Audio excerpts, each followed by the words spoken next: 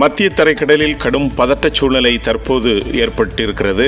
ஏனென்று கேட்டால் 2 தினங்களுக்கு முன்பு இரவு வேளைகளில் ஈரானிலிருந்து 181க்கு மேற்பட்ட மிசைல்கள் தொடர்ந்து இஸ்ரேல் மீது வீசப்பட்டது.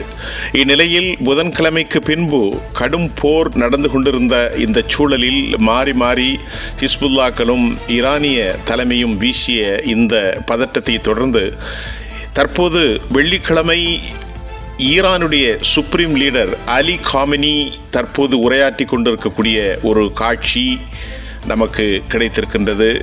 அந்த உரையில் அவர் மிக கடுமையான முறையில் இஸ்ரேலை கண்டித்திருக்கிறார்.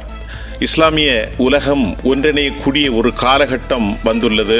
ஆகவே முஸ்லிம்கள் தங்களுடைய பொது எதிரியை வீழ்த்துவதற்கு ஒன்றுபட வேண்டும் என்றும் அலி காமினி சர்வதேச இஸ்லாம் உலகத்திற்கு அவர் வேண்டுகோள் வைத்திருக்கிறார். அதே நேரத்தில் தற்போது தங்களுடைய பொது எதிரியாக இஸ்ரேலை கடுமையான வார்த்தைகளால் அவர் அர்ச்சனை செய்திருக்கிறார் என்றுதான் சொல்ல வேண்டும். ஹிஸ்புல்லாவுடைய தலைவர் தனது பாரிய காலகட்டங்களில் தன்னோடு மிக நெருக்கமாக இருந்த ஹசன் நசுருல்லா படுகொலை செய்யப்பட்ட பின்பும் அந்த இயக்கத்தை யாராலும் அழிக்க முடியாது என்றும் சையத் அலி காமினி தற்போது பேசியிருப்பதும் பரபரப்பாக பார்க்கப்படுகின்றது. தங்கள் நாடு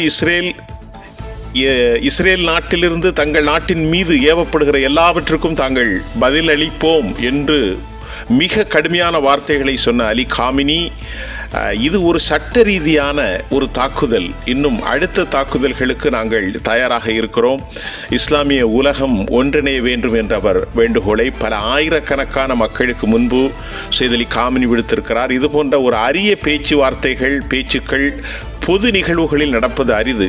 இப்படி ஒரு காலகட்டத்தில் அவர் பேசியிருப்பது சர்வதேசம் அளவிலே ஒரு பேச்சு பொருளாக தற்போது மாறி வருவதை நாம் காணக்கூடியதாக இருக்கின்றது.